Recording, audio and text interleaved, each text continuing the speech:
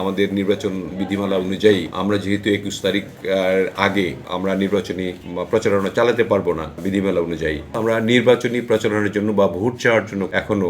তাদেরকে নির্দেশনা দেইনি এবং আমরাও করছি না। আমি বিএনপির মনোনয়ন প্রার্থী ছিলাম এবং সেটা বাছাই পর্ব গতকালকে শেষ হয়েছে এবং বাছাই পর্বে আমাদের মনোনয়নটি বৈধ বলে গণ্য হয়েছে এবং বৈধ মনোনয়নপত্র নিয়ে যখন আমি আমার এলাকায় আসলাম, আমাদের এলাকার মানুষ স্বতঃস্ফূর্তভাবে তারা আনন্দিত হয়েছে, এমনভাবে যে তারা যেন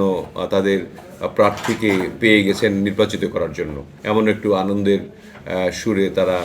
দেখা করার জন্য ব্যস্ত হয়েছেন এবং তাদেরকে আমি ধৈর্য ধারণ করার জন্য অনুরোধ করেছি যে আমাদের নির্বাচন বিধিমালা অনুযায়ী আমরা যেহেতু 21 তারিখ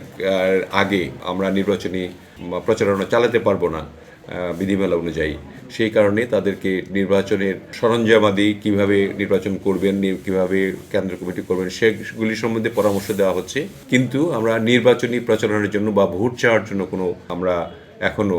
তাদেরকে নির্দেশনা দেইনি এবং আমরাও করছি না। আর প্রত্যাশা আমাদের মানুষের তো অনেক বেশি, সেগুলি নির্বাচনের ইশতেহার অনুযায়ী আমরা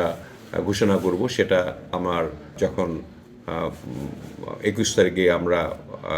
যে প্রতীক বরাদ্দ যখন পাবো তারপর থেকে আমরা এটা করব। এবং নির্বাচন কমিশন ইতিমধ্যেই সিদ্ধান্ত নিয়েছে যে কয়জন প্রার্থী থাকুক না কেন একই মঞ্চে দাঁড়িয়ে তাদের নির্বাচনী ইশতেহার ঘোষণা করতে হবে এবং সেই ইশতেহার ঘোষণার জন্য আমরা প্রস্তুতি গ্রহণ করছি এবং তখনই আমরা সেটা করব। আর আমার আস্থা নির্বাচন কমিশনের উপর,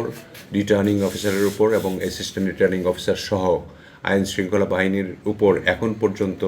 আস্থা আমার রয়েছে যে